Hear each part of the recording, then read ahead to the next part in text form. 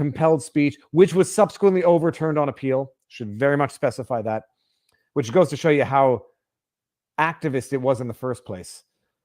A disturbance. I'd love to know what that disturbance was at a Shoppers Drug Mart.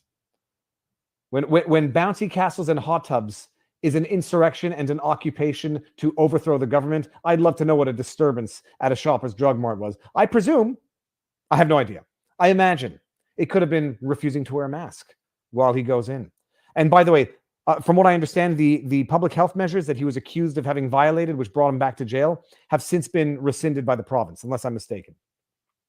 Yada, yada, yada. The prosecutor, appearing on behalf of his colleagues, who cares, said the Crown was consenting to Pawlowski's release on similar conditions imposed on the minister last week on charges related to the Coutts border blockade. Wow, they're just really, really going after this guy, because you have freedom of speech in Canada unless you say things the government doesn't like you saying. Pawlowski was ordered to post an additional $5,000 after Justice Galen Kendall said he could be freed on allegations he incited protesters to maintain the blockade during February 3 speech to protesters with conditions that he put up a cash deposit of $25,000. I would invite everyone out there to go see what the terms of release were of other criminals. I think the dude who ran over 4 people in Winnipeg, I think he posted a lot of money. I think. He incited protesters to maintain the blockade. This could be as egregious as you get out there and it doesn't matter what the police are saying, break the law, or it could be as simple as hold the line, which people have been interpreting to be incitements to commit mischief. Daniel also ordered Pawlowski's wife and adult son to provide sureties of $10,000 and $2,000 each, doubling the amounts Kendall said they would have to put at risk to gain his release. And by the way, it's going to be like $20,000 and $40,000 and $24,000 from the wife and son. And if Pawlowski is found to have breached his terms of release again, that's forfeited to the Crown. If Pawlowski breaches his conditions, which include nightly curfew of 7 to 7, with exceptions that include street church services, and that he may not attend any protests, they could be on the hook for $20,000 and $4,000 respectively. Oh, but by the way, he should be happy. He should say, "I love you, big brother. Thank you for giving me my freedom back. This is my freedom."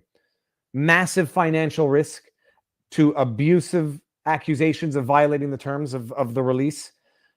Curfew 12 hours a day. But I love you, big brother. Thank you for letting me go out and conduct church, because that would be a bridge too far as conditions go. Last Friday, Kendall overturned a decision by Lethbridge Provincial Court detaining the minister pending trial on charges relating to Pawlowski's February 3 speech. I'd like to hear that speech.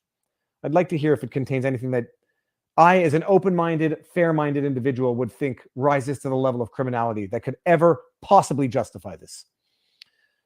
Yada, yada, yada. The Crown said that Pawlowski posed an ongoing risk to the public to commit further offenses related to his opposition to COVID-19 public health measures. Imagine, just understand, people, what is being said here. Olson agreed with Crown Prosecutor Stephen Johnson that Pawlowski posed an ongoing risk to the public to commit further offenses related to his opposition of COVID-19 public health. Now, I have been a vocal proponent of this. Criticize, but don't go out there and deliberately break the law, the mandates, even if you think they should be broken, because you run the risk of bringing down the wrath of the entire system on you. Everyone out there that says, Viva, you're a hypocrite. You criticize the measures, but then you're wearing a face mask. You're ugly, your own face on your face mask indoors. You may not like my philosophy. I do not encourage anyone to go break the law, however stupid that law is, because it will only empower the powers that be to do exactly this. Make the most thorough example of you. They'll make a martyr of you to your followers, but they'll make an example of you to everyone else. Oh, a publication ban. Literally, this goes from bad to worse. While there was a publication ban imposed by Kendall at the review before her, which was requested by defense lawyer Sarah Miller. I wonder why. No such application was made before Olson. In that hearing, Johnson showed a video of Pawlowski speaking to protesters near the Coutts International crossing between Alberta and Montana. Oh, this is not from the speech. I have concluded that the Crown's grounds for seeking detention are substantial, and that there is a substantial likelihood that the accused will, if released from custody, continue on offending or interfering with the administration of justice. The accused's patterns of behavior speaks volumes about his willful commission of offenses. Bear in mind what the alleged offenses are and his violations of court and public health orders. His conduct, if proven at trial, has contributed to enormous economic harm to local, provincial, and national economy and substantial community harm to ordinary citizens. They're doing it to protect you people. Anyways, so I guess, justice. Artur Pawlowski has gotten, he's free now. He's free to leave his house from 7 to 7, with the exception of church. He's free to, when he leaves his house from 7 to 7, not attend any protests, have his speech restricted, have his movement. I don't know what the mobility movement, restrictions are, but this is Canada. Can you imagine? No, none of it was proven because these are all accusations. He hasn't had his trial yet. And the irony is that a lot of these charges, although mischief, we've discussed it multiple times, is a not bifurcated, it's a dual type of criminal infraction. You can have summary conviction, which is not serious, and you can have indictable offense, which is more serious.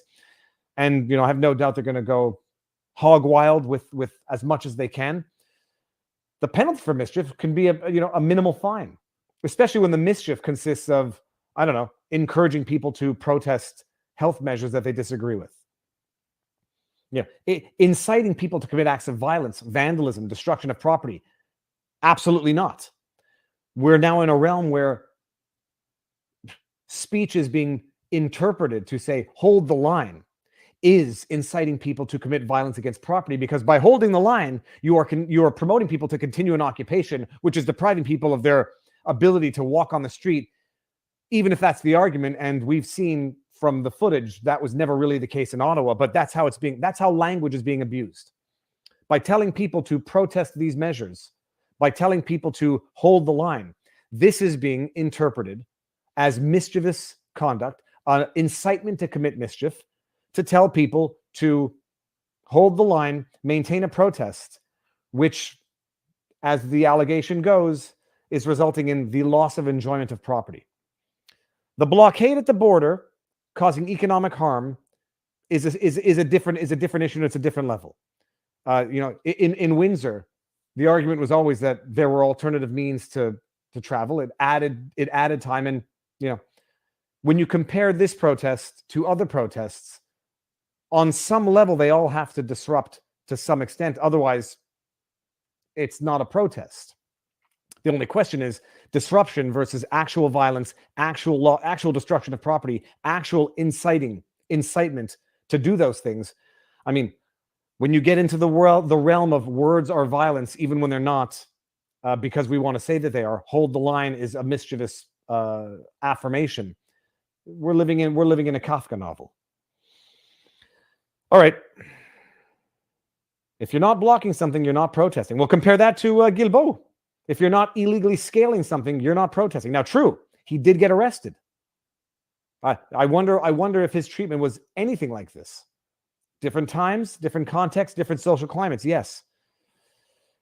Viva, there may be a time when our justice system fails to follow the Constitution. Well, I think we're there now. I think the government has not been respecting the Constitution for years. I was going back to my Twitter feed just to see. Hold on, which video, Light Giver? I want to see which video you're talking about. I was going back to my my Twitter feed to see when in the context of all of this, I began to question. I began to say this doesn't make sense. And to my own credit, it was earlier than I remembered it at the time. I thought I was slower to understand, to determine, to complain about what was going on than I was. I was actually a little bit quick, nowhere near as quick as others. But what I'll say in my defense is that being too quick but right is a question of luck. Taking your time and making sure you've assessed is a question of strategy.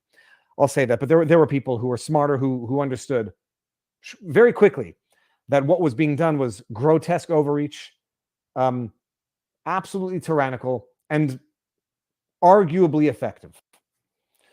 And now we're seeing what's going on in China, version 2.0. Actually, let me pull that up. Let me pull that up, because this is where, if you don't learn from history, you don't learn.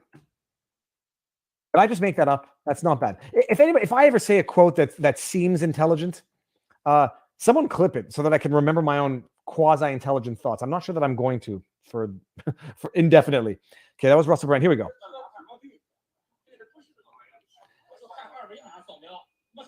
Wait a minute, I'm not sharing the screen. I'm an idiot. Hold on. Hold on 1 second. Yeah, if you want to share, you actually have to go and hit share. It is under Twitter. It is under this. We shall share it.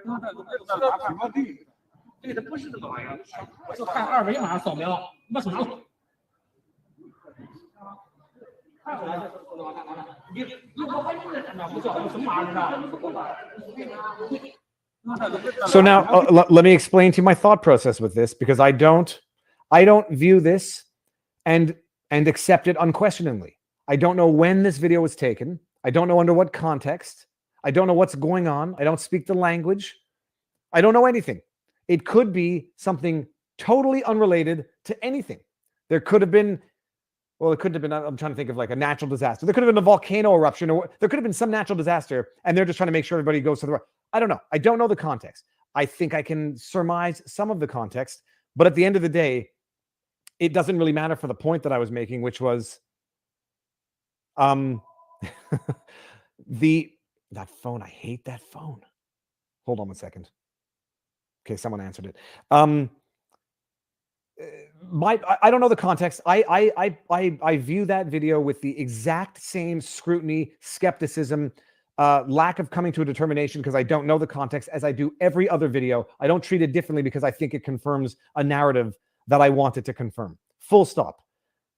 So when I retweet things like that, and I have to make sure that I'm not, making an affirmation about a video that might be totally contextually different than what is being sold as, although Jack Posobiec has been quite consistent. My only observation, set this video aside. Remember back in 2020, when we were seeing all sorts of very, very interesting videos coming out of China. And I say interesting as in shocking, upsetting, over-the-top tyrannical, blow-torching doors shut to lock people in, going down the streets, spraying some mystery substance all over the place. And I remember Ezra Levant at the time saying, "What are you spraying on the streets? What do we?" I remember all of these videos showing the arrests, detainments, whisking people off for whatever the reason, blow torching people in. And I remember at the time we saw this and we're like, this is tyranny. This could never happen in the West. This is shocking. And then lo and behold, 6 months later, we were implementing this policy in the West. Lockdowns, curfews, the face masks. We were implementing this. So with the videos, and then you remember at one point we were seeing videos of people just expiring, to put it diplomatically, expiring on video, expiring during Zoom calls, collapsing on the streets. We saw all of these videos. And then, lo and behold, we started implementing some of the most shocking and tyrannical measures that we saw video of them implementing in China back in the day. So I look at that video and I say, remember 2020? And if this video is the context that we think it is, on the one hand, this is either a sign of, if history repeats itself or if history rhymes. Well, the last time we saw videos of what we thought was tyrannical, over-the-top, unconstitutional violations of human rights out of China, we were implementing those very same measures 6 months later. So there's that. The other thing, see it, get desensitized so that it's less shocking when it's in front of your front door. So see it, watch it. I'm yeah, an idiot. If I had a nickel for every time I said that about myself. Now I seem to have missed a yellow super chat. Oh my. Maybe it's, oh, there it is. Okay, here we go. We got Light Giver. It says live from the shed. Oh, I shared that video. You know what? Hold on. I shared that video everywhere. It was must-watch, powerful tribute to the convoy. Here, hold on. I don't want to play it because it has music in it, and I don't want a copy strike. But yes. No, I'm not sure. Am I sharing this? Please, no copyright strikes. Thank you. 2 times in one stream. I'm an idiot. Why have I not completed the share function? Add to stream. Here we go. This is the guy from Live from the Shed, David. To Ottawa was the single greatest grassroots movement in Canadian history, Oh, where my. every day men, women, and children of every walk of life, every language, every province, every race and religion came together to take a stand for the country that we all love. Okay, I'm going to pause it there because I don't want to problem. And I just accidentally shared my Twitter. Okay, get that out of here. I'm going to do this. I'm going to close this, and I'm going to put the link to the video here. Everyone, go show the video some love. Leave a comment. And if I can do this quickly enough, I'm going to go pin that comment right now. It's a beautiful video. Shh, stop. It's a beautiful, beautiful video, and I'll pin it right here. 15 minutes. It is pinned. It's 15 minutes long. Beautiful music and a beautiful montage. So thank you. Yeah, I saw the video. It's great, and it's depressing. I'm sorry. I you know that I cry often. I try not to cry when people see, because people tend Nothing wrong with shedding a tear. what tears mean. Nothing wrong with that. But it hurt my heart to watch it, because I'm at a point now where I'm not convinced that the best is yet to come. I said, depending on how the government shuts down that protest, it felt like an all or nothing deal at the time. And it now looks like the government is coming down with an all to make sure it amounts to nothing. Behind my head. Oh, because of these these back. Yeah, look at that. Okay, well, that's better. Get a haircut, buddy. So that's it. That was go check it out. But that's what's going on in Canada. See, okay, but and now, by the way, Bushwriter video has had the opposite effect for me. Reminds me the power of the people, and I don't want to be black pill Viva on a Monday morning. It reminded me of that as well. And now watching what's happening to everyone who took part in that, or a lot of the people, or the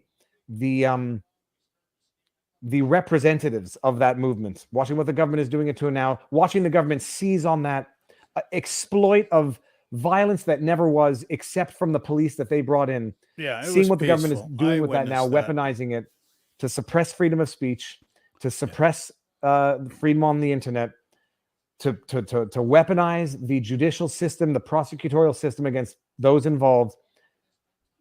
They broke up that protest, all right. It was classical government overreach. There's no doubt about that. Yeah, I mean, they broke it up, and now they are, no doubt about it, folks. They are making an example of everybody, or the organizers. They're making an example of a handful of people. But it's far. And those people may become martyrs to the followers, but they're going to be examples to the rest of Canadians. And my ultimate problem is that a lot of Canadians seem to be, well, they say it's always darkest before the dawn. A lot of Canadians are so oblivious that they actually believe that it's justified. There are still people who genuinely believe that protest was violent, misogynistic, racist, extremist. I wanted to clip some of the interviews that I conducted there, but I don't want to put specific interviewees on blast. I witnessed it. It was peaceful. The people I met there. It was very wonderful. When I was documenting Great that. protest. FE_Mar says, hear nothing, see nothing, say nothing equals blind, deaf, and dumb. Free speech for the dumb, the new Canadian bill, and demands this to be will of the land. Orwell's 1984 is a true nightmare. Thus my 2 minutes of... Nope, and people want it. You got to battle misinformation. Can you imagine the audacity of CBC, Global News, W5 talking about the government saying we got to combat misinformation because it's creating an anti-authority sentiment, and then you make up thought crimes out of whole cloth. You make up hate speech out of whole cloth. Honk honk is hate speech. Listen, folks. You want just imagine Rudolf criminalize Steiner. That's Rudy Steiner. Hold the line karma of is inciting untruthfulness. Mischief. It's So, if you want to read about why something, don't you give your wife a break and cry on air? To writing this. It'll happen one day, maybe not. Guy by the name Okay, well, Rudolf that's what's going on in Steiner. Canada. He died in share or that about video live from the shed. It's beautiful. 1925. And the song He is was actually beautiful. way It's ahead amazing. of It's a himself 15-minute, with as far as I can tell, biodynamics unedited song that weaves in the quite a few national anthem other with new lyrics. factors. It's Brilliant beautiful. mind. And a lot of drone If footage. you want to read something, Rudolf Talking about the Steiner, government ruining everything. The Karma of Untruthfulness. I don't want to fly a drone anymore. Beautiful read. Got to have That'll $1 million open your eyes life to looking insurance. at Not life. things You got to have $1 million liability different. insurance to fly a drone. Okay, what do we want to do now? Do we want to do Elon Musk or Gibson's Bakery? Oh my. Hold on, let's just put it to a random poll, and then I reserve the right to not even listen to it. One, Gibson's Bakery. Two, no, we're going to do Gibson's because I think people are interested in the Elon Musk. Freebies? Oh, sorry, people. Sorry. Damn it. Okay, let's go. Oberlin. Do I do the article? Let's do the article first. So that we're just going to summarize this real quick, and then I'm going to go through some paragraphs. I took notes. Put these over here. Actually, the only reason I want to highlight this: Oberlin College loses appeal against $25 million libel judgment from suit filed by local bakery. Don't care about anything in Hollywood. Get away from me. I like Denzel Washington's quotes. I don't like anything else. Okay, they've upheld the $25 million judgment for business that successfully claimed it was libeled by Oberlin College in the aftermath of a shoplifting incident that roiled the historic liberal arts school and music conservatory campus outside Cleveland. What? Talk about whitewashing the egregiousness of what? Forget that. The only thing I want to go to, we'll get to. Oh, yada yada yada, yada yada yada. The bisque was okay. The three-judge panel also agreed with Lorain County Judge John Moraldi's decision, rejecting Oberlin's college motion for a new trial and denied. They denied the store owner's claim that the damages awarded did not sufficiently punish the school. We'll get to that. The only thing that I wanted to highlight in all of this, right here, people say, "Give me." Oh, they scored a payday. 2 of the members of the Gibson family died because this took so long. Someone dies at 93. That was Alan Gibson. I think blessed is he or she who lives to 93. David Gibson died in 2019 at 65. My father-in-law passed away from cancer at 62. And that's too young. 65 is too young. We should be thankful for every day on earth. But that doesn't, absolutely. I'm not going to lie, that doesn't mean not being resentful for lives cut way too short. And cut way too short, I would just argue that having lived through what Oberlin did to Gibson Bakery, a family-owned business that was bankrupted as a result of what Oberlin did, said, incited others to do, that will put people in an early grave. That could, yes, absolutely. Without question. Nobody understands. Everyone thinks litigation is fun. Litigation... What did I just do? I hope I just close down the stream. Litigation is not fun. It's endless stress. But setting aside the litigation part, having your lives, your livelihoods, your reputations, your very integrity. The only thing that you leave behind, sorry, I screwed up my own expression. The only thing that you take with you in this life is what you leave behind. That is your integrity. That is your reputation. And what they did to the Gibson's Bakery, well, let's just see what they did to Gibson's Bakery. Stage 4 at 56, time to fight. And it's first of all, I love that dog in the back. It's the thing of life is that, your life is filled with all sorts of projects, life projects. And then you get news where your new life project becomes a literal existential fight against something that blindsides you. And it becomes now your purpose in life is to fight this. So Godspeed and God bless, Mike. Does everyone know Pee Wee? There was an amazing channel that I was following for the longest time. Pee Wee Tom. Yep. Well, I'll just do this. If anybody doesn't know, Pee Wee Tom's was a young man diagnosed with cancer, and he documented his life and ultimately his death from cancer. Mm-hmm. White pill for Viva. Believe in the triumph of the human spirit. Tyranny cannot win as long as information continues to awaken the people. That's the problem. And what do you have to do to control the free flow of information? Demonize everyone and anyone who disseminates it. So Pee Wee Tom had a channel documenting it. It's tragic. I don't even know why I thought about that. But yes, but that was it. So your other plans of life put on hiatus, and the plan of life for those who are afflicted with any tragedy, it's becomes to fight that, survive that, thrive beyond that. So to say that the stress of litigation is one thing, to the stress of having your life ruined, your reputation ruined, because you can't overestimate the toll that takes on one's health. So let's go here. Let's just go. Gibson's Bakery. This is the judgment. Let me see if we can see this properly. Just going to highlight. It serves for reminder. I can't see I can see the super chats while I do this, actually.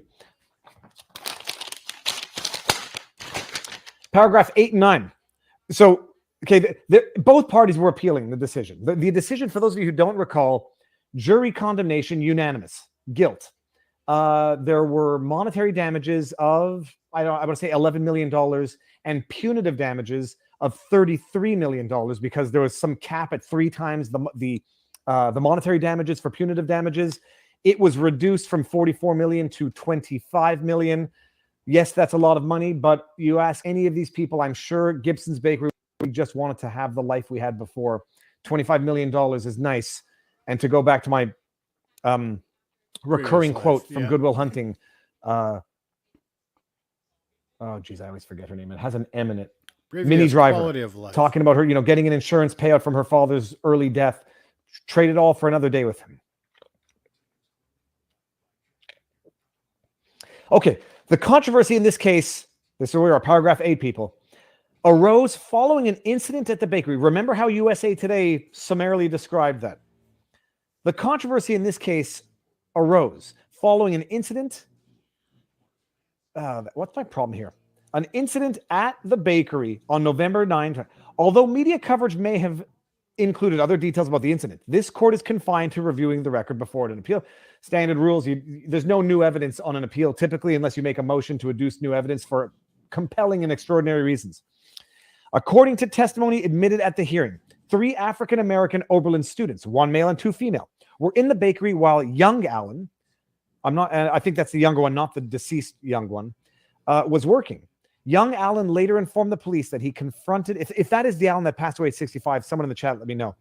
Young Allen later informed the police that he confronted the male student because he believed that the student was shoplifting wine and using a fake ID to purchase more alcohol. That male student fled the store, and young Allen chased him across the street to apprehend and detain him for the police to arrive. When a police officer responded to the scene, he observed that 2 female students also became involved in the physical altercation between young Allen and the male student. 1 screen, 2 films. Some people see this as young Allen physically assaulting a young African-American student who did nothing wrong. Others see this as 3-on-1, the people who were shoplifting and allegedly using a fake ID to procure alcohol then proceeded to assault young Allen. The police arrested the 3 students. The students eventually entered guilty pleas and were convicted for their roles in the incident. Then listen to this. And you want to talk about what Oberlin did, the most liberal of liberal schools. And I say liberal doesn't necessarily mean being dishonest, malicious liars, but for Oberlin, apparently that's what it means. Several college administrators testified that rumors about this incident at the bakery quickly reached members of the student body, because many Oberlin students apparently believed that the 3 students had been racially profiled by young Allen. They announced they planned to hold a protest outside the bakery at 11 the following day, and the record does not disclose details about who prepared the flyer. A 1-page flyer was prepared to be distributed during the protest. The flyer urged a boycott of the bakery. Had been there for I think 100 years, if not over 100 years. I think if it's not 100 years, it's a long time without incidents. But the flyer urged a boycott of the bakery, asserting that it was a racist establishment with a long account of racial profiling and discrimination. Emphasis in original. The flyer also gave account of the heinous event involving the owners of the establishment and stated that Allen Gibson had racially profiled the male student, improperly chased him out of the store, and assaulted him.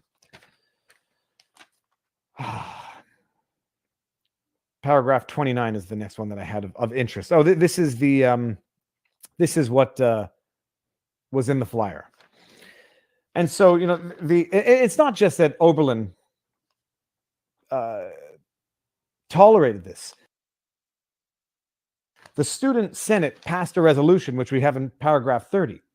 The Senate resolution was passed by the Student Senate on November 10, 2016. It urged students to cease all support of the bakery and called upon the faculty and administration of the college to condemn the treatment of students of color by Gibson's Food Market and Bakery.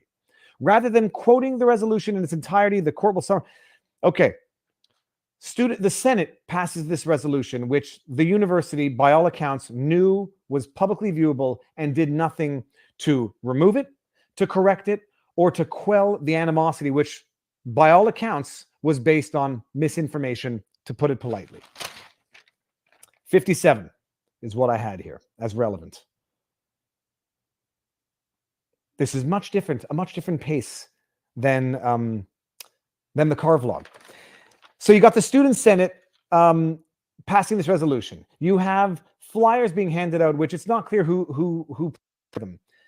But Oberlin's role in all of this was not merely that of a passive observer.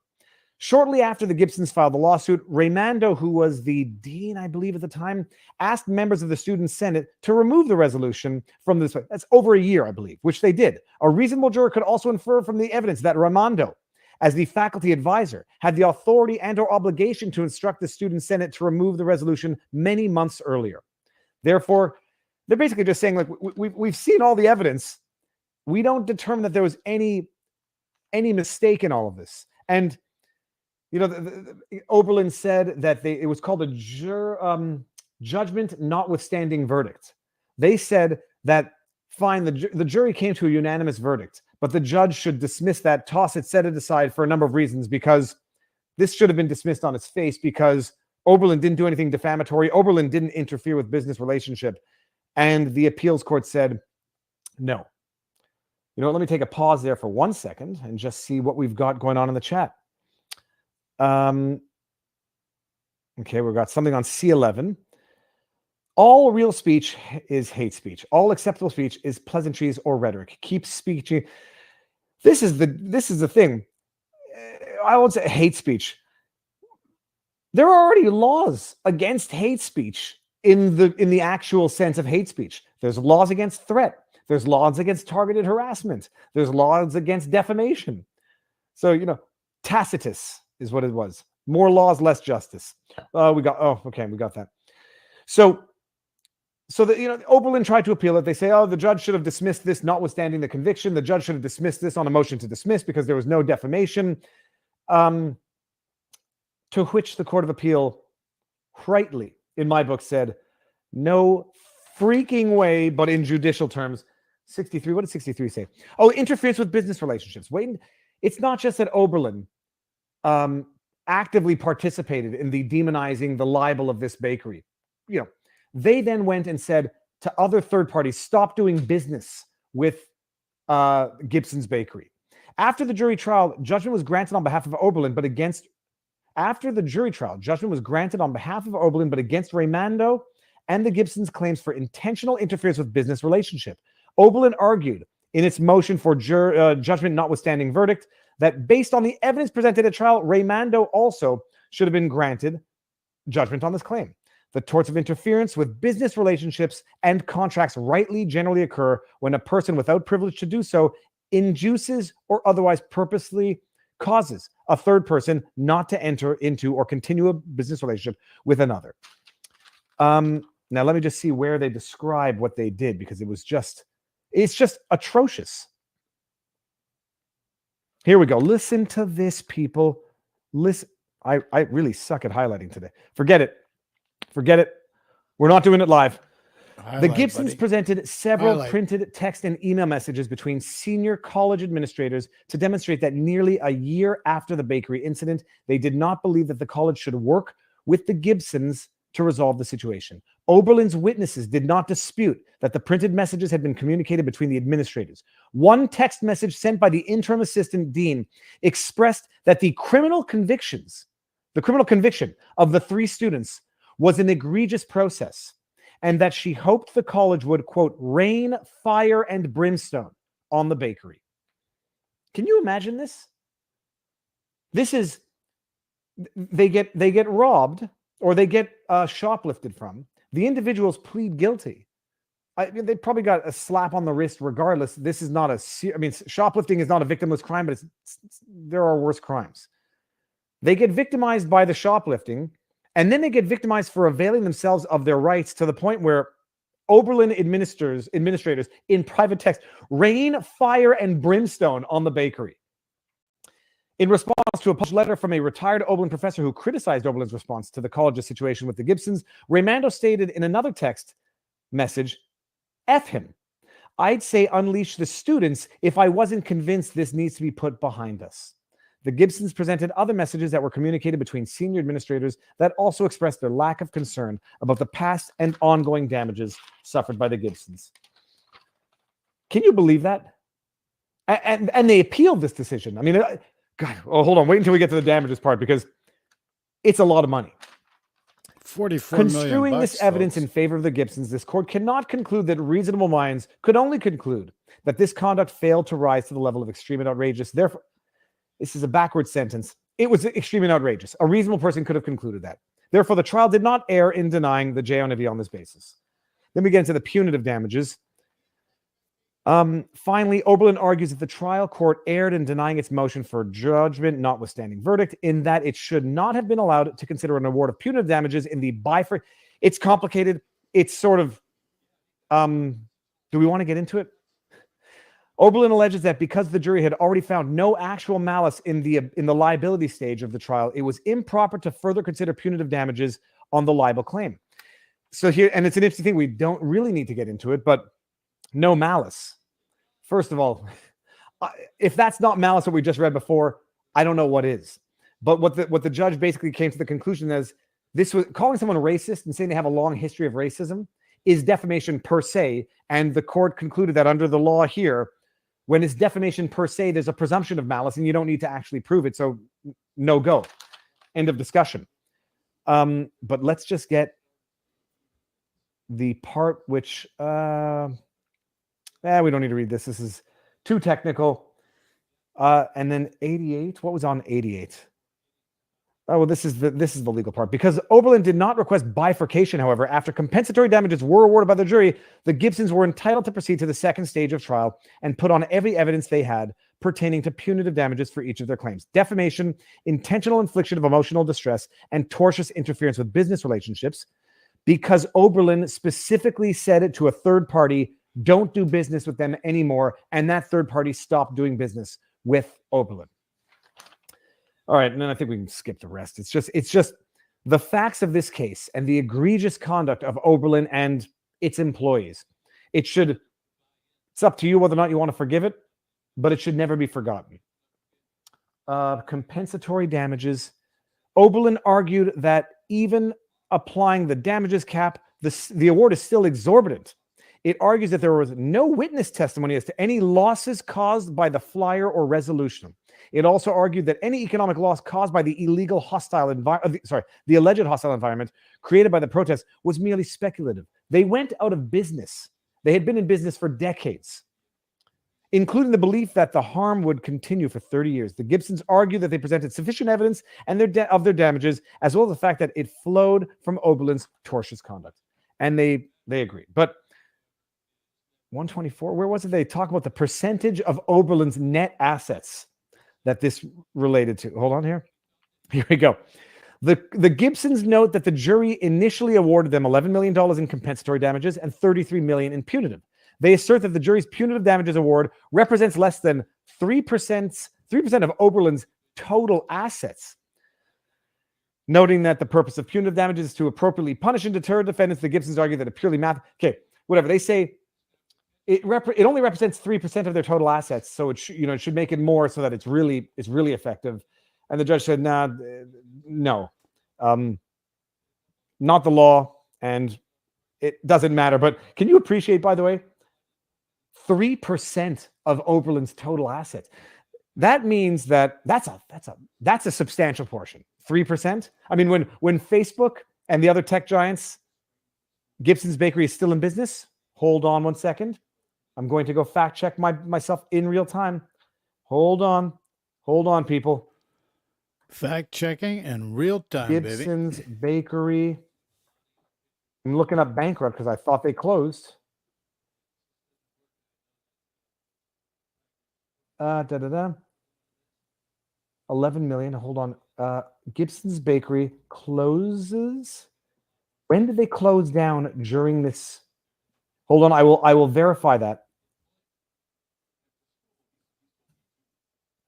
If it is still in business, there was the issue, but there was the issue of the damages, and they were determining how much that business was worth at the time. Okay, hold on one second. I will correct myself if that is the case because I don't like being wrong. Give me 30 seconds. Oh, they seem to be open, so that's good. Okay, so I'm gonna double check what it is exactly that they closed down, for how long they closed down, because I do believe they closed down at one point. That was part of the damages. Let me see if anybody in the chat who knows better knows. Okay, they may have closed temporarily, but I'm not sure about that. Okay, I'm certain they did because they had no business and they lost their contract. And the issue about damages during the trial was that how do you assess the value of a business that had been around for a century? Okay, well, it was important fact, years, but time. not determinant to the outcome, which is $25 million damage against Oberlin, which means the donors, the philanthropists, what are they called? The people who support the institution are now paying off the consequences of the most egregious, hateful, malicious, spiteful conduct imaginable. I don't want to use the standard expression. There should be consequences for this. Everyone involved in this should probably trustees. Everyone involved in this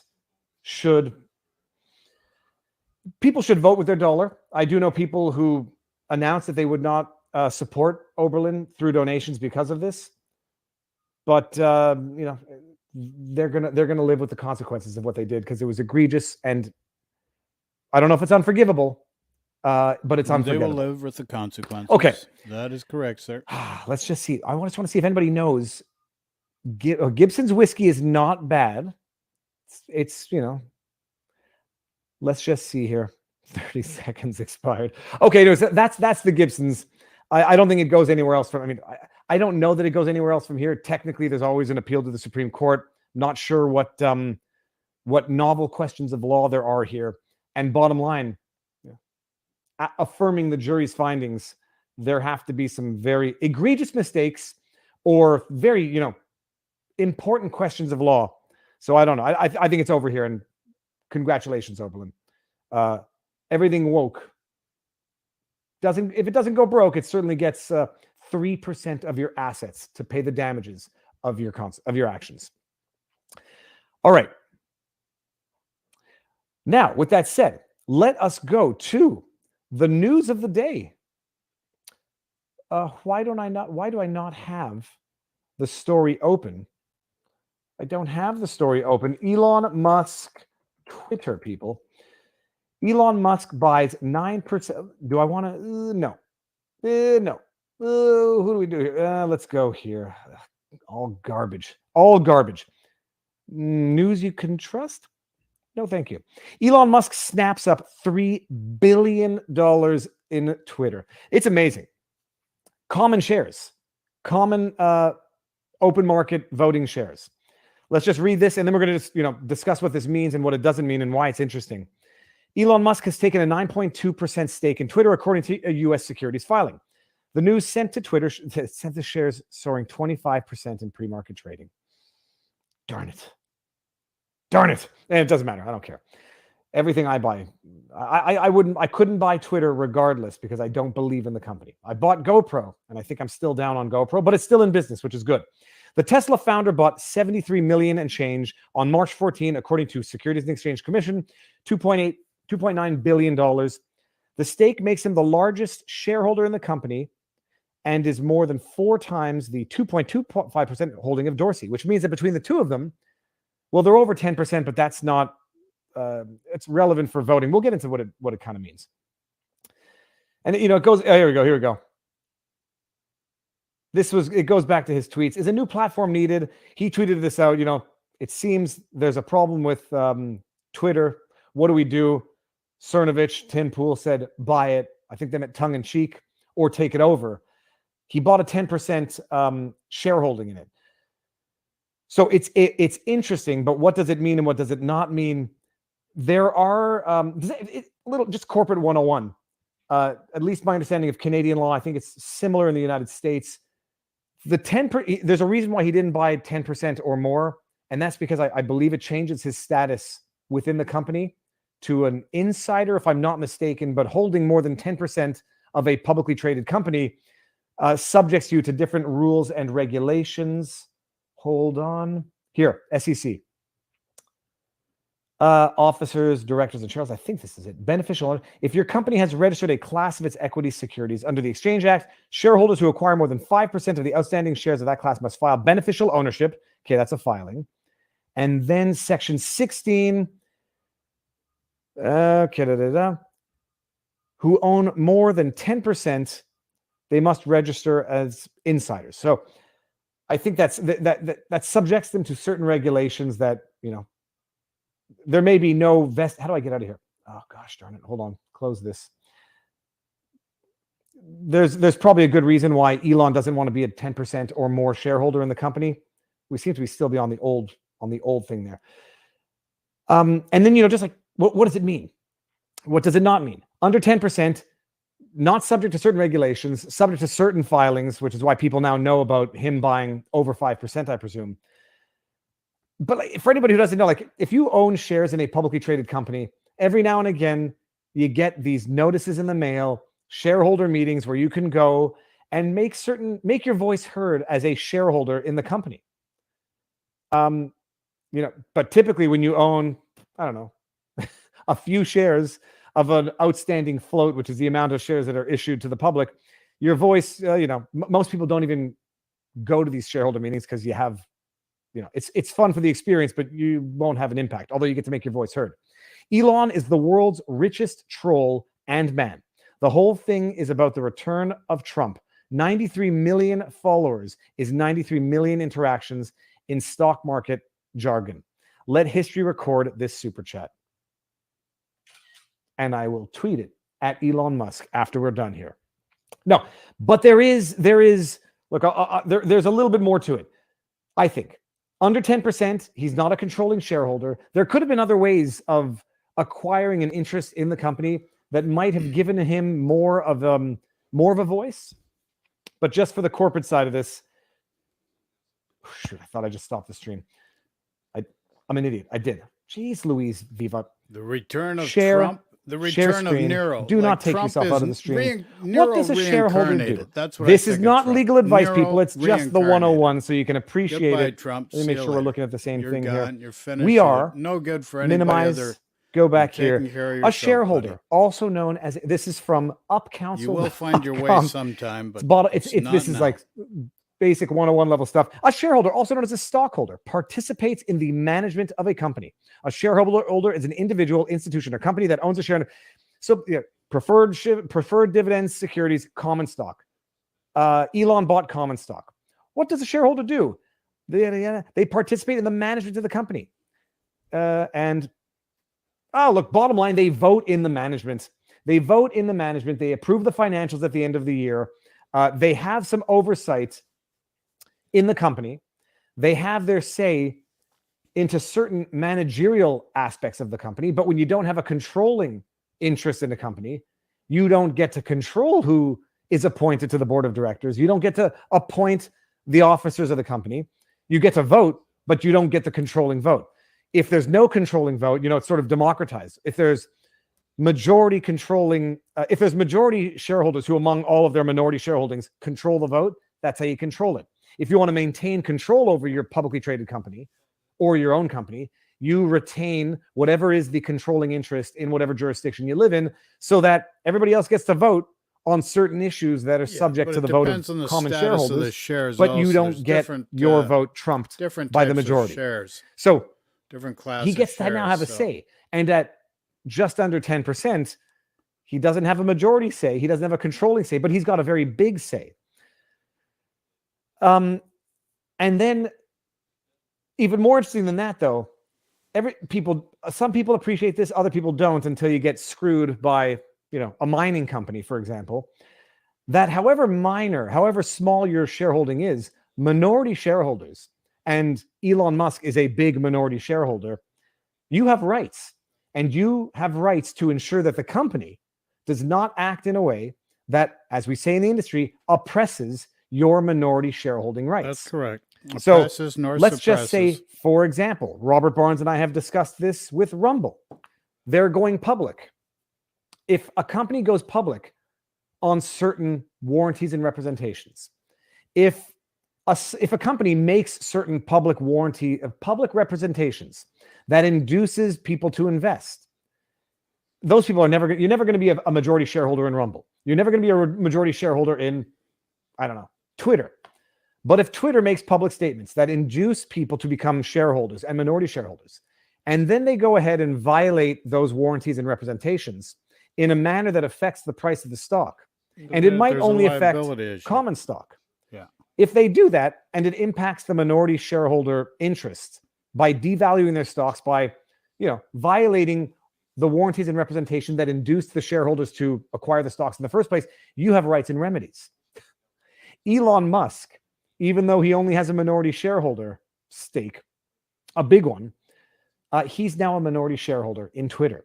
And if Twitter behaves itself in a manner that goes against its bylaws, that violates its public statements, that goes against the interests of the minority shareholders, well, Elon Musk has certain rights and recourses as a minority shareholder in this company to take legal action.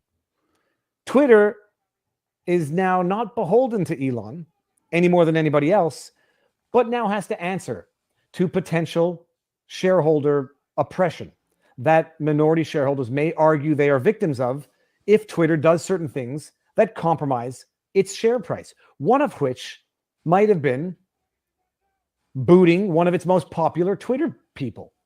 You imagine, I don't think it's good for the stock. I don't think it's good for the company, despite all of the, won't someone think of the children, to boot Donald Trump from the platform.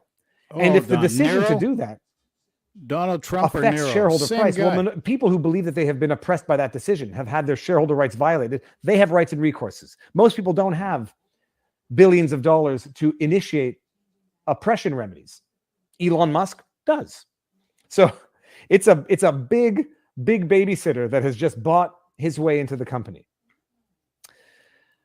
Tweet that Granny Fro to the world, Viva. I will do it. So it's very interesting. Oh, only 4,000 watching and 1,500 likes. Let me see who's watching on the Rumbles. Rumble's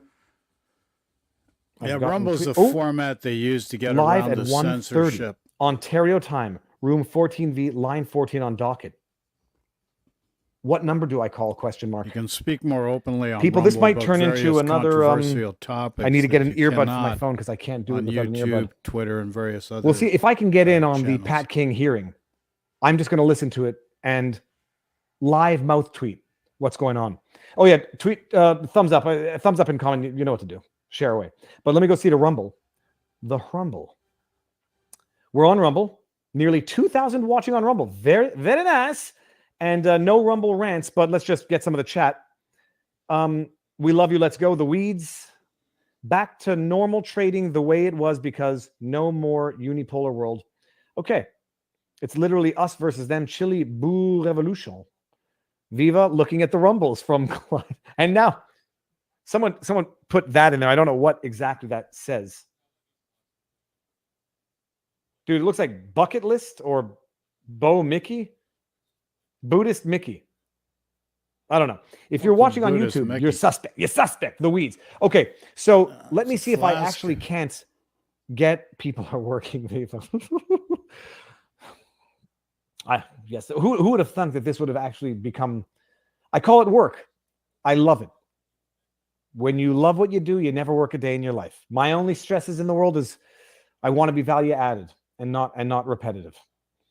So I'm going to see if I can get, ooh, that's not the call I was looking for. What number do I call? Okay. I cannot.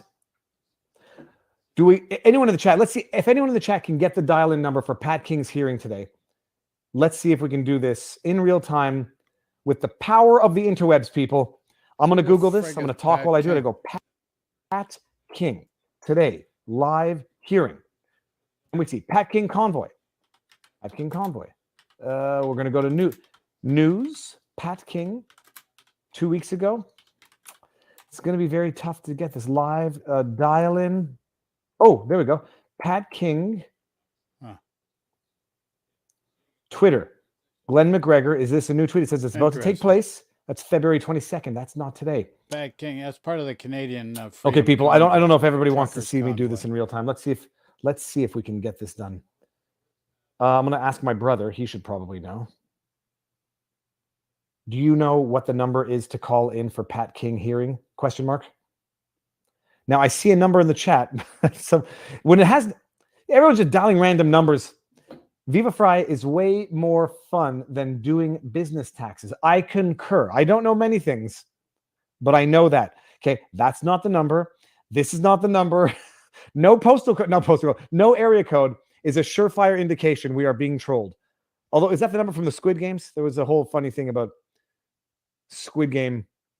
The telephone number in there with no area code was getting absolutely trolled. Elon may hate Trump. It's irrelevant. The basic fact of Trump back on Twitter makes him a considerable profit. They didn't put Trump back on Twitter yet, did I? I quit my job to watch. As your attorney, I highly recommend against doing that. At the very least, do it on the job until you get into trouble. I'm joking. 1-800-GRANNY-FRO is not that. Come on, people. Okay. So let me just go see while we're doing this on Twitter. I don't think it's going to be... okay, we're going to take 30 seconds to try to do it properly. Pat King hearing today. Okay, we're going to start slow. What's the date today? We're April, so it has to be April. And it has to be news. Pat King, maybe it's going to be bail hearing today. Okay. Zoom. See, it says that the Zoom was maxed the last time, which I presume. Oh, here we go. We got God, Reddit. Oh no. So Reddit, and there's a Reddit, and they say Pat King wondering if anyone has the Zoom link for information. This was 91% upvoted. Endless waste, and then there's advertising under it. So let's go to the comments on the Reddit. Man, view entire discussion. Okay, I do not see any call-in on Reddit, and for as much as I do not like that place, they are referring to a tweet from Glenn McGregor, and I can't find it. Okay, if I do happen to get the the link, I'll get it up. All right, people. What else? Anyone have any questions in the chat before I try to rude chat today? It doesn't matter. People are entitled to express themselves, even if they call me names. And I don't know. I haven't seen any really rude stuff in the chat today, but that you cannot express your own opinion and then expect others not to express theirs. Now, targeted harassment, threats of violence, and Russian sex bots. That's a no-go. Well, I asked Amber. Okay, well, let's just see if there's not. There's going to be another interesting thing to talk about while we wait. Let's go share screen. Chrome tab. My phone just shook. No, did you ask another individual? Let me see here. I'm going to ask another individual. Do you happen to know what the call-in number is today for Pat King hearing? Question mark. So we got the Pat King hearing in Ottawa. That's the Reddit subreddit. New environmental minister. Let's just go to Twitter for 1 second, because this is my running diary of life now. Ooh, I'm not in incognito. This is dangerous. Let's just get one story. That was Russell Brand we talked about. Don't care about Justin Bieber. The news cycle. You want to talk about this stuff? I mean, I just can't get over this. And this might break us into the consequences of the pandemic and the lockdowns. Jagmeet Singh, hold on, the phone is going to talk. I hate that phone. I'm going to get rid of that phone. Mental care is healthcare. This announcement by Andrew Horwath and her team, Horvath, I guess it's pronounced, and her team holds the power to save so many lives. This is coming from the individual. I'm not a bot troll or whatever they call them, what do they call the bots who live off someone else's Twitter feed? I do have to call out the idiotic hypocrisy when I see it. This is Jagmeet Singh, who now formed a holy alliance of evil with Justin Trudeau, who have been locking people down, and we're now seeing the outcome of the harms of the lockdowns, specifically on the young. And this guy is coming out now and saying mental health care is healthcare. I agree with you. So that means, by definition, that mental health abuse is health abuse. It's abuse. Abuse of which you are guilty, Jagmeet. And for those of you who don't know the latest stats on thoughts of self-harm on young people, let me let's just get the latest. I can't. There's a little more to it than just that. NCBI. David? No, that won't be it. Monsieur David, aka I want to get news. I don't want to Viva get Frei. studies. News. Who could? I'm going to pull it from the Jerusalem Post, but I saw it somewhere else. Who could have thunk that any of this could have ever possibly happened? Share screen, Chrome tab. COVID. Do we see this? No, I think I got to go like this. No, I got to go full screen. COVID-19, by the way, not COVID-19 government measures. COVID-19 drastically impacted mental health of teens and young adults. Various studies released over the last 2 years have indicated as such. Teens and young adults are among those hit the hardest by pandemic-related mental health issues. No. You whitewashing, misleading, fake news, Jerusalem Post this time. Not pandemic-related. Government-imposed restrictions related. It wasn't the pandemic that did it. But notice, maybe later. Pandemic? Throughout the past 2 years, the world has experienced immeasurable losses as a result of the COVID-19 pandemic. No. Yes and no. Okay, that's better. But what we're talking about here, I'm going to venture out and say it's probably not related to the Rona itself, but what the government did to the young, the healthy, those who were statistically not at risk, and it was known long ago. To date, there have been 1 million recorded deaths, 500 million registered coronavirus cases overall. In addition to this, there is much that needs to be learned about the long-term impact of the virus, yada, yada, yada. Another long-term effect of the pandemic has been largely overlooked in its impact on mental health.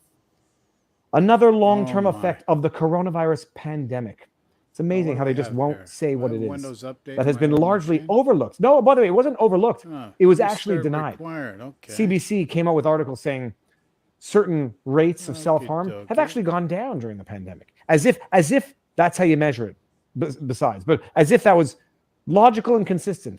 Distress calls have gone up 200%. But somehow, this has actually been good on mental health, on certain types of self-harm. Various studies over the last 2 years have indicated, as such, teens and young adults are among those hit hardest by pandemic-related mental health issues. A new report by the CDC at the end of March worked to illuminate the mental health issues that teens are dealing with as a result of the pandemic.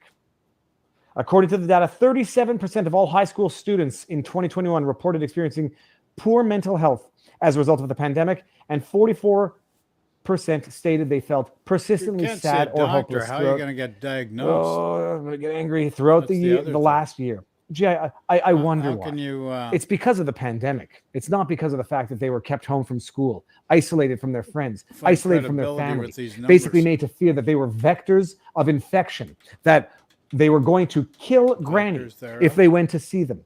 They were branded as the scarlet letters of the vectors of communication to the most vulnerable people on earth who were getting ill. Oh my! And what did the government think was the proper response to this?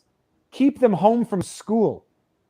Keep the kids who were being demonized and branded as the vectors of communication to the vulnerable. Keep them home with the vulnerable and with the elderly. I mean, let that sink in. And I'm happy to say our channel, if you've been watching from the beginning, Barnes was right.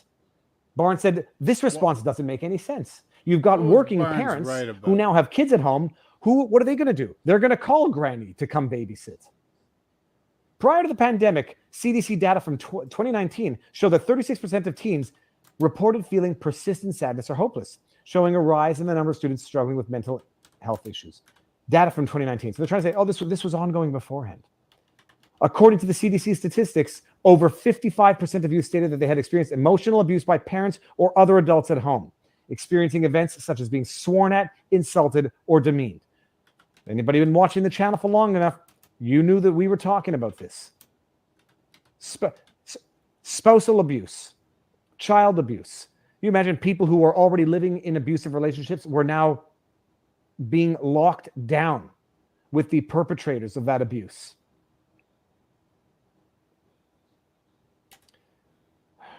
An additional 11% reported to have experienced physical abuse. Who could have seen that coming? Especially, what would exacerbate an already abusive individual? Put them out of work, lock them at home, take their job away.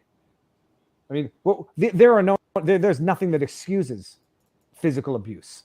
There are things that are known to exacerbate already criminal abuse. Locking people in a home together, taking away their jobs. I mean, who could have seen this coming?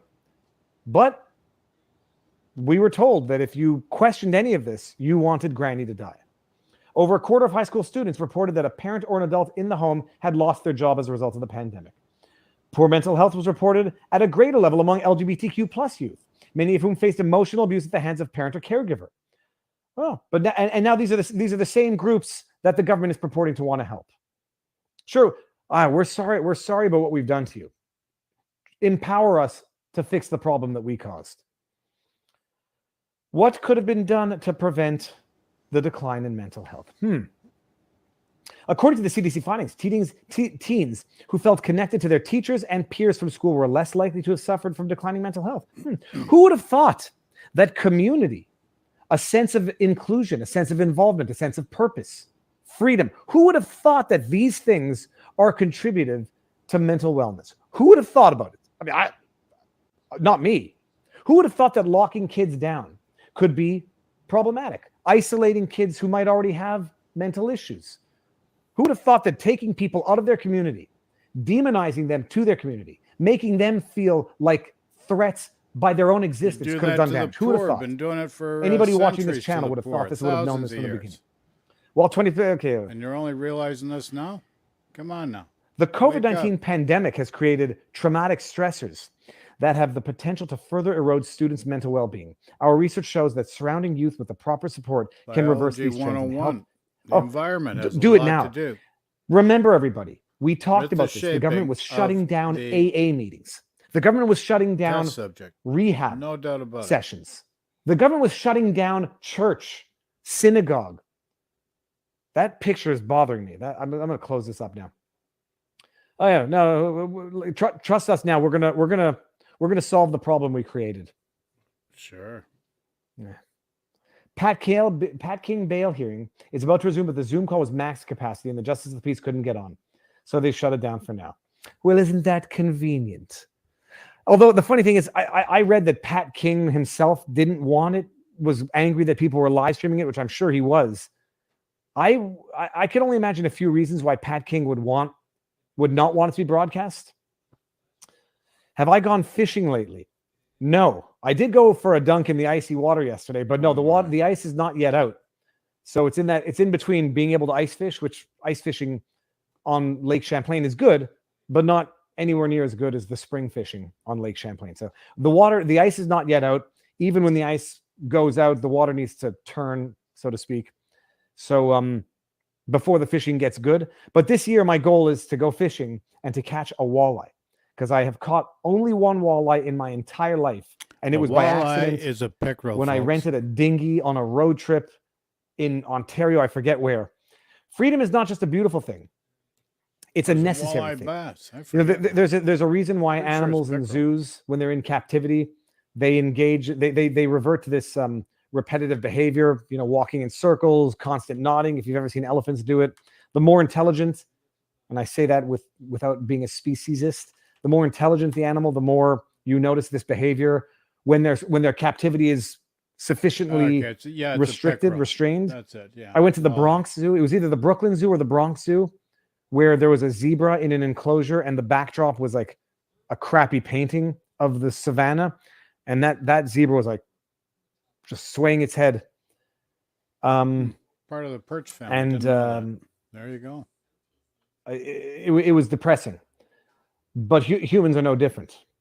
You lock people in houses, and you lock people in small apartments, and you take away their jobs, and then you think that you're doing them a favor by compensating them $2,000 a month, while simultaneously promoting online gambling. Check this out, people. This is going to be a meandering François Legault online gambling tweets. Let me see here.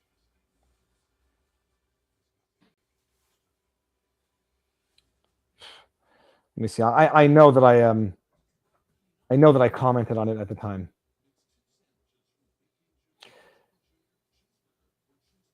Oh, we got. Doesn't matter. While they're locking people in their homes, the Quebec government is promoting online gambling.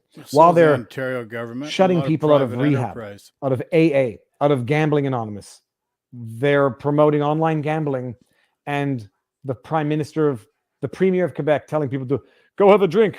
People need to de-stress. So freedom is not just beautiful. It's essential for humans. It's what we are. Freedom.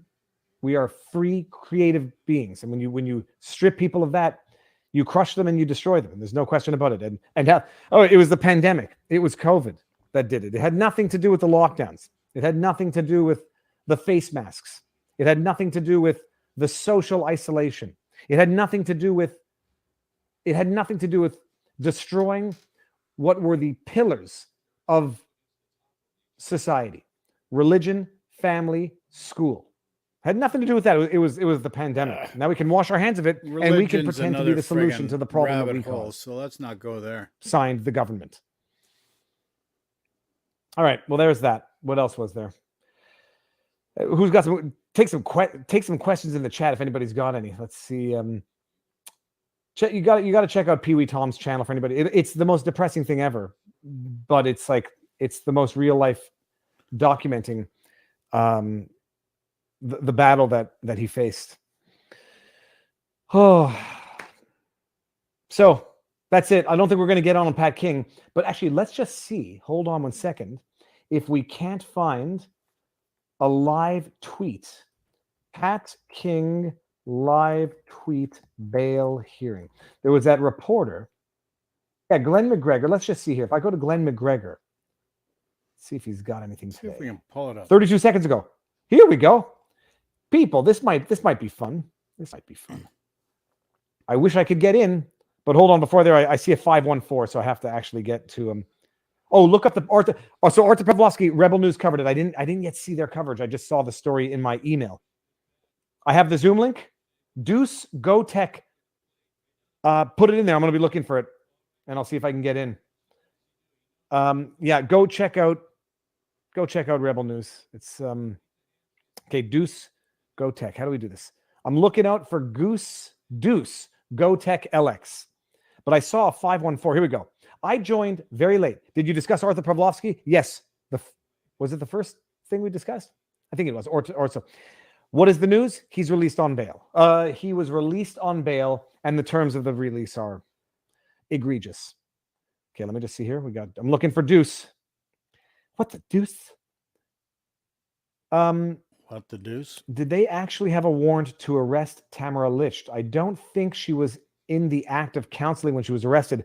No. I don't think she was in the process of doing it when she was arrested, but they do their investigation, they get their charges issued, and then they get a warrant. And the warrant was based on statements she made. I believe Hold the Line was one of them.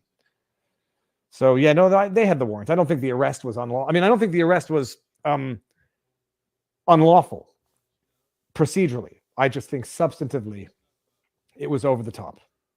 David, thank you for being a part of this great movement. Watching, reliving it again from live from the shed. Yeah, it was. I'm not gonna pretend that watching that video made me feel good, because it didn't. It made me feel very sad, and it made me feel like it was the government did what they wanted. They suffocated out overreach what I felt to be the last chance for freedom in this country. I hope I'm wrong. No, it's not overreach. Viva made me think I was watching Ancient Aliens. Okay, now here we go. Bas Studios, or Baz Studios. Pierre Poilievre saw him 2 days ago. His speech was almost 100% Bernier's, so much so he even closed with the same Diefenbaker quote. Thoughts on PP? I don't mind Pierre Poilievre as a politician. I commended him when he was grilling Justin Trudeau. I don't mind Roman Baber as a politician. I commended him when he was very vocal in his opposition to what I believe were unconstitutional and unscientific COVID responses. I will not support either of them for leadership. I might support one of them for leadership of the Conservative Party, but I'm not voting Conservative.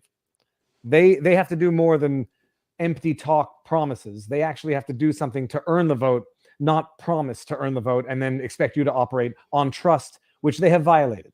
They have violated it because Pierre Poilievre was part of the party when Aaron O'Toole was as liberal as the Liberals. He didn't speak out about it against the party leader. He didn't condemn O'Toole for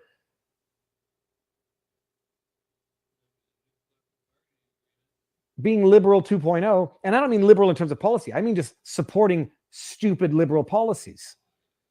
They supported vaccine passports. The party should suffer the consequences as a result. And if Pierre Poilievre comes in and says, the first thing we're going to do, if elected, is ratify the Constitution so that there's a caveat, there's a clarification that the government cannot take away your rights, but in the absence of the most compelling, I don't know, do that, and then I'll think about, and I'll see what you do. I'm not becoming a disloyal turncoat based on promises. You might earn it based on action. You're not going to earn it based on promises. So what do I think of him? I think he was better before he started running for leadership of the party. He's starting to look, and his Twitter feed is starting to look a little bit too generically and cliched politician. Roman Baber, I think, was more ballsy in his political positions. So between the two of them taking leadership for the CPC, yeah, I'm not familiar with I would tend to think that Roman Baber might be more Maxime Bernier, might be able to change more. But they're both decent candidates for leadership, but don't expect me to vote Conservative or suggest anyone else vote Conservative. And I still don't tell anybody how to vote, period. I don't even tell people to vote for the PPC when I was running. I just take for granted, if you're listening, you will. Okay, so let me see here. Hold on. So I was going to go share, and let's just see what the live latest update is with Glenn McGregor, who is, let me see here if we can see this. Napoleon. Okay, listen. Yes. Glenn McGregor, CTV, National News. Oh, CTV. Oh, them. Yeah. All right, whatever. Let's just see here. So let's just get the update. 16 minutes ago, 31 minutes. So let's just go here. Ottawa protest Pat King and George Billings are expected in court at 1:30 today. This will not be a full bail review hearing, likely just more coordinating and scheduling. So they're going to go back to jail. Okay. I'll live tweet details unless there is a publication ban imposed. What is this? Okay, so then we got this from whatever this is. Okay. We'll go ahead and close you. So let's just see then what happened. That was 13 hours ago. Originally charged separately with mischief, King and Billings are now jointly charged with... Oh, that's right. They found new charges against all of them. Tamara Litch, Pat King. Who's the other one? Chris Barber. They found charges against Randy Hillier, not new ones. They found more charges. Originally charged separately with mischief, King and Billings are now jointly charged with various criminal code offenses, including obstructing a peace officer and counseling intimidation. Okay, so here he says 6 minutes ago, at last report, King was residing in the Ottawa Detention Center. And apparently these are very bad places. I mean, they're unpleasant. People think Canada's a nice, vacation, even for jails. Apparently this jail is not a pleasant place to be. So what's going on? There was a publication ban on the previous information. Information is the criminal complaint laid against Billings that have been withdrawn. Okay, so it doesn't look like we're getting any meaningful news here. Okay, remand back in court. And we got that one. And Kinte connects. Tyson George Billings. Jake Shotty represents. There's a publication ban on this. Can't report the details. Democracy dies in darkness. I don't know who asked for the publication ban. So if the defense asked for it, if the defense asked for the publication ban, then you got to respect the defense's wishes. They're the ones who are more. I mean, I'm not even sure. This is a criminal matter. It should be public. So JB24 keep telling Viva. What does that mean? Yeah, what the heck is counseling intimidation? What is counseling and what is intimidation? And put those two together, what on earth qualifies as counseling intimidation? All that I know is that no one can ever accuse me of counseling intimidation, because I specifically always tell people, do not break the law, period. Even though that upsets people. Don't do it. Don't tell people to do it. If you want to do it, my goodness, your life is your own to take whatever risks you want to take with. But I'm curious to know how counseling intimidation materializes. What are the underlying facts of that accusation? Love to see it. I did just see a new member. Cobes, welcome to the channel. Let's see it. Outrageous that they are still in jail. Clear political prisoners. JB24. I made the tribute video. Although I appreciate the shed sharing it, I would appreciate you post the link to the original. Thank you. 1,000%. I did not know that, JB24. So hold on. JB24, can you post the link in the comment and I will go and tweet it? I had no idea. So JB24, I'm looking for it now. I'm going to go to the live stream of this so that I can see it. And when it comes in, sound advice from Viva: don't break the law. Stop breaking the law. No, it's like everybody's a hero behind their computer screen. Yeah, you should go and get arrested if you really believe in it. Blah, blah. You do what you want with your own life at your own risk and quiet you. I don't want to hear the commercial. I'm looking for it.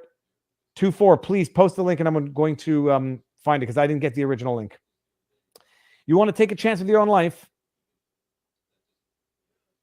That's for you to do. Now, hold on one second. Someone said, Viva, the look on your face, is this going to be a good one or a bad one? When you realized you may have won your riding, but I wonder what your face would have looked like when your naivete realizes you had a snowball's chance at Deputy PM. I can tell you exactly when it occurred. It occurred on the roof of my house when we were watching the results come in. And I was like, my goodness, I never had a chance, did I? There was never a chance. Viva, my most recent super chat. Let me see if I can find it. Look, it's not to say that it's not all that. I can't go back to the super chats. Someone post a link in the bottom, for goodness sake. It was called JB24. Hold on.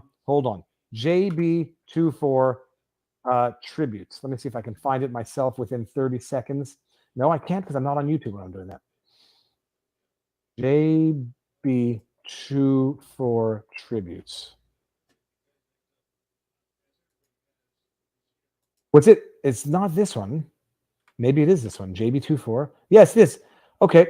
Here. Boom shakalaka. And my apologies. I shall put this here now. I shall hit. Stop it. Stop it. I don't want the music. And I'm going to go right now. My goodness. Okay, there we go. And replace pinned message with this. Okay, done. Sorry about that. And thank you. No problem. Yeah. I remember when it was. I was on the roof and I was like, holy cows, I'm an idiot. That's like 5th time this chat. No chance. No chance because people don't even know what's going on in the news. Imagine people in New York City in 2020 during the presidential election did not know about Hunter Biden's laptop. And they didn't know about Hunter Biden's laptop. And we're going to expect anybody in my riding to make what I think would be the proper educated decision based on, oh my goodness, based on policy. I had one person when I was hanging up my posters, clearly purple posters, clearly not red liberal posters, say, you're running with the Liberal Party. I was like, no, I'm not. I'm running with the PPC. And they said, well, I'm voting Liberal anyhow. Didn't even know the colors of the party they knew they were voting for, but everybody out there, I mean, it's the greatest branding of all time. If you vote for Liberal, even if the leader's acting like a total tyrant, a total dictator, you get to call yourself liberal. I am liberal. I just believe that I own your body. I own your children's body. I get to tell you when you can work, where you can go, who you can see, what you can read, what you can say. But I'm liberal because I'm called liberal. Billings will be back in court on April 19, 1:30 via Zoom. Wow. Now let me just say this. I don't care who you are. If I see you without a mask indoors when infections are rampant and there are many still at risk, I will see you as an ignorant of science, narcissistic, and uncaring of the vulnerable around you. I will truly see you unmasked for what you are. Can you imagine someone who says in one tweet, I don't care who you are. If I see you without a mask, I will see you as an ignorant, uncaring narcissist. I will see an individual accusing someone else of narcissism uses the word I 4 times in one tweet to tell the world what he thinks of other people. Okay, sorry, got distracted. Oh, so packing Billings is back. Wait, what's the date? 2 weeks. What's another 2 weeks of a man's life? They keep bringing up friggin' Biden's laptop, which is a smoking gun. Okay, we already read that. So that's nowhere. it. What's another 2 weeks? Just friggin' that'll learn them. That'll learn you. Set up just to divert. And now Pat King is up from the Ontario Corrections. Nero, Cal Rosemont is off the case. Emperor, Kings has Donald new Trump. lawyers, David Goodman and Nicole Charis, who are not in court. Crown says Goodman is on only for bail review in 2 weeks. So it looks like they're back. King's bail review is set. Oh my good God. Set for April 13 and April 14. King says he's currently shopping for lawyers. Whatever the outcome, King's case will be back before the court April 19th, 1:30 p.m. And that's the end of the convoy-related criminal justice today. Criminal justice, or some might say criminal injustice. This 2 more weeks in jail. February 18th. It's going to be February to March to April. 2 months in jail. They didn't even give them the opportunity to be released on bail terms that they would violate to warrant a rearrest and redetention. Shouldn't McCluskey file trespassing charges? He demanded they leave and they didn't. Is this McCluskey like the Georgia guy, the McCluskeys? I don't think they were on his physical property. They were on a private road. Have to see what the bylaws are with respect to that. But good luck charging people with trespass, for goodness sake. I mean, he got the book thrown at him for brandishing a firearm, one of which was inoperable, but was rendered operable specifically so they could press charges against Madam McCluskey. Oh, here we go. I got it. I got the call in, but it looks like it's over. Yeah, anyways, it's over. So nothing to see there except my ugly face without glasses. You'll be in the wrong courtroom at first. You might need to speak up and say, I've been placed in the wrong. Okay, whatever. It's over. So back on the 19th. What's another 2 weeks?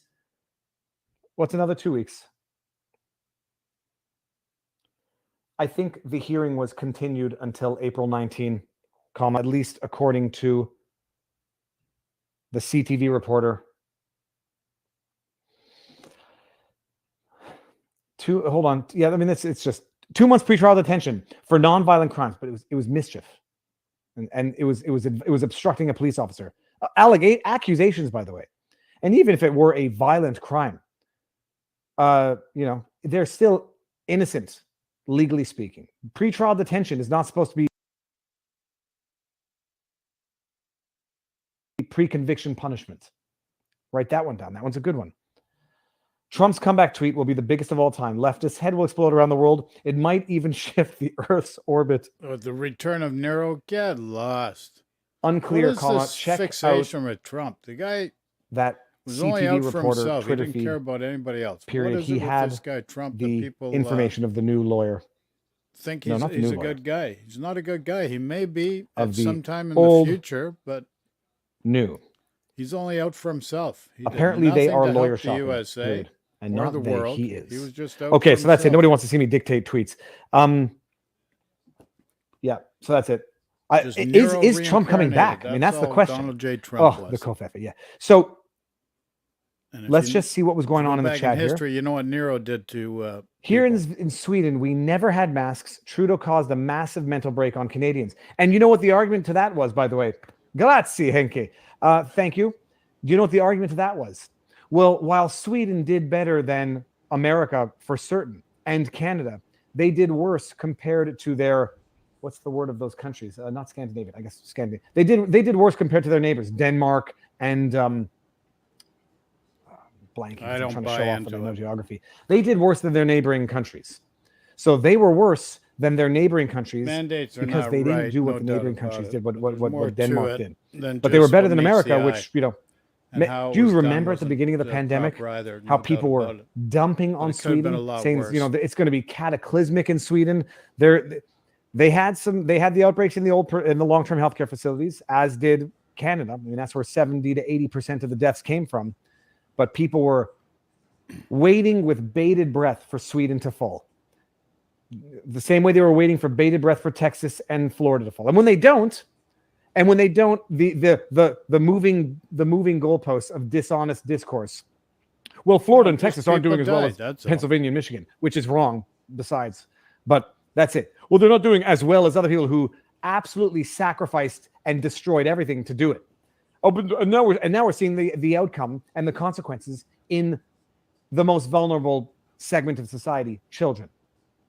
And now we're seeing it. But we're seeing it now. We didn't see it at the time. So crush people's mental health, and it'll take a little while to show up because, you know, that's just the nature of mental issues. At the time, look our lockdowns and our face masks and our social isolations, our infection rates, you know, they're decreased this much compared to countries that or states that didn't do it. And then 2 years later, I'd like to see comparisons between children's mental wellness in Florida and Texas and Sweden compared to other states and countries. I'd like to see that comparison. And at this point, I'm well prepared to take the hard position that what was done was foreseeable, and implementing policy that you know is going to cause foreseeable harm to the most vulnerable segments of society. Hey, what There's if a it word was for done that. by the handlers on purpose to create that Okay. situation? What about that? Nobody's talking about that. All right, people, I think that's, oh my God, it's 2 hours already. Okay, we are That's going to it. call it quits. Let's just see if we got Okay. anything on the rumbles. I'm going to go exercise, maybe go for a bike ride, depending on, I got a new mountain bike and I want to use it, but Oh my! And it's too early. the government to go ruins fishing. everything. You can't bike on Blame the it trails on in the Mount Royal government. because Why not? you can't do it. It's too muddy on certain paths anyhow.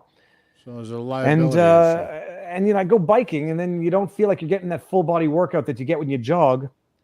And anyhow, that's it. But I'm going to go exercise at some point today to get that nervous energy out, to strengthen the heart, Clear the mind. and you know, to Settle be the healthy. mind. Viva, U.S. study by major universities showed there was no statistical differences.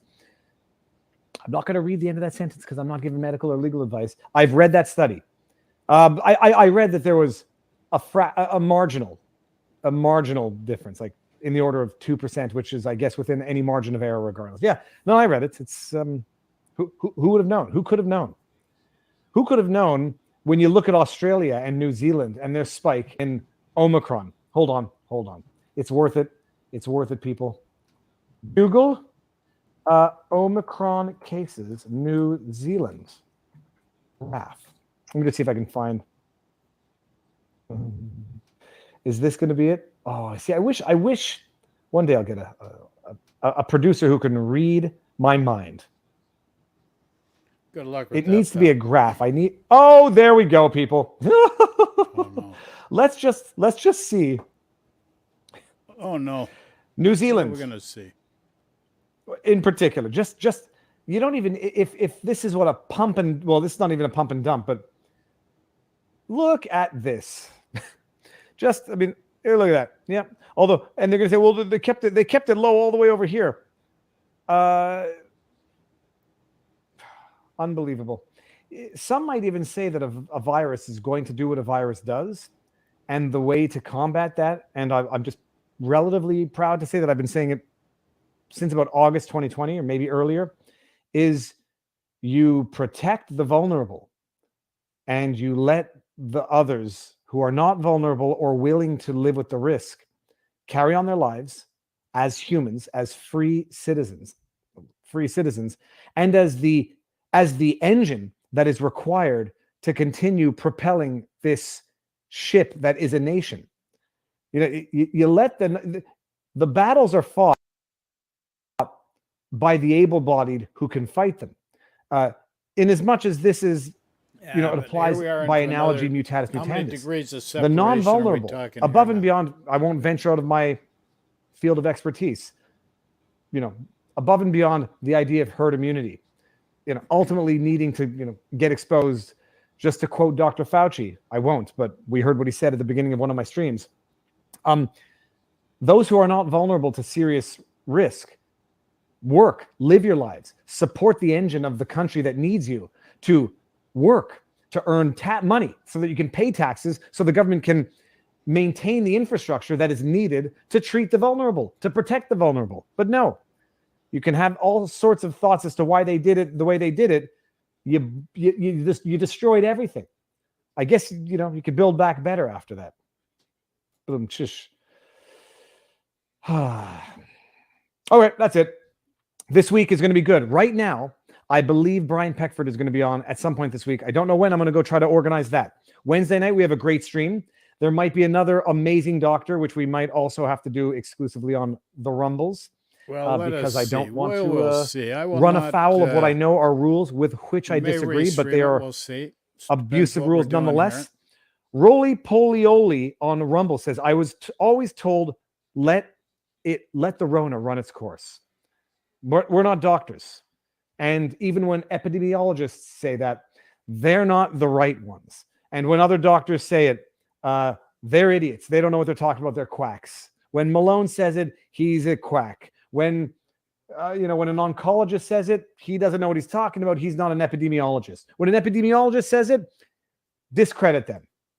Seems the only one you can listen to is someone who's fought a losing 30-year battle against AIDS. That's the only one you can listen to. Canada is 112th place, Sweden in 55th, Denmark in 5th for overall cases per million population. But I don't care about the cases. I care about the hospitalizations and deaths.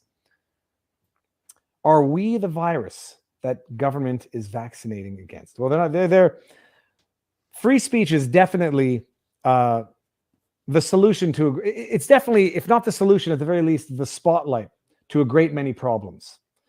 So Freedoms that's it. are very, very Oh, important. hold on a second. Please have Jeremy McKenzie of Nova Scotia. Please have Jeremy McKenzie on. Nova Scotia is. Oh, I know Nova. The maritime bubbles were outrageous. All right, so that's it, people. We will. I guess we're going to do this tomorrow again. I'll find what to talk about. Maybe there'll be more interesting news. So all that to say, anybody who wants to timestamp this, I'll pin that comment to the top, and that's it. We'll see what Elon Musk does now with his newfound. So what do you think, folks?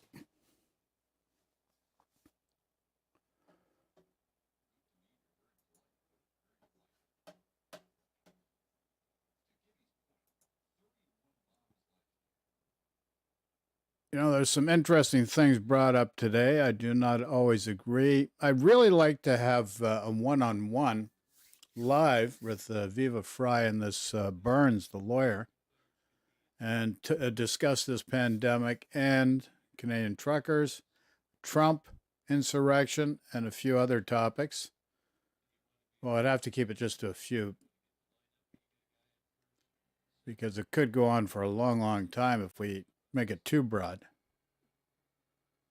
But the insurrection, that would be a good one to talk about. So anyways, what do you guys think? What do you people think? Post in chat. Now, I do have to add that the Canadian trucker situation or protests, they were peaceful. The government definitely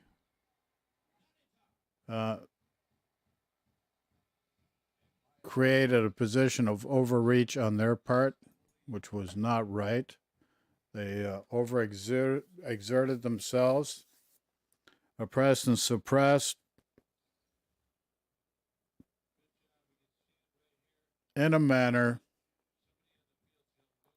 that denied the average citizen their freedoms, which is not a good thing. And they really don't understand why and how they did that. And this, doing the court and doing these things,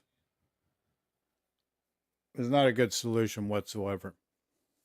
It's just brutal of them. They're just taking advantage of people that do not have the resources, that are just looking out for their rights and freedoms, which they have the right and freedom to exercise, providing they're not providing, exerting harm on other people, which they were not. And so it's sad. And it really had to do with Trudeau not meeting with the leaders of, or a representative of his. It could be an intermediary, meet with the truckers and discuss it. It could have been sorted out very, very easy. But it was not done, and it's a really sad state of affairs that these people that organize this to have to deal with court, truckers have to deal with all these other extra fees, which is not necessary. We just went through a pandemic, difficult time for everybody, and this is just nonsensical. So get rid of them, put some other government or another political party in position. Is that the answer? To be honest with you, I really think a conservative government would probably not, nor an NDP government would probably not, have done as well as the Liberal Party did overall. Are they perfect? Far from it. Did they overreach as far as freedoms and liberties to the Canadian trucker convoy? Abso-friggin-lutely. But we have to get together as people, not just truckers, everybody, and create a new platform of political party of integrity that's going to change the landscape and the way we've done things from this point on forward. Totally revolutionize politics. That's what we need to do, but the people need to do it together and in a loving, peaceful manner. Questions, comments, post below. Take care, folks. Till the next time, Michael J. Talk to you soon.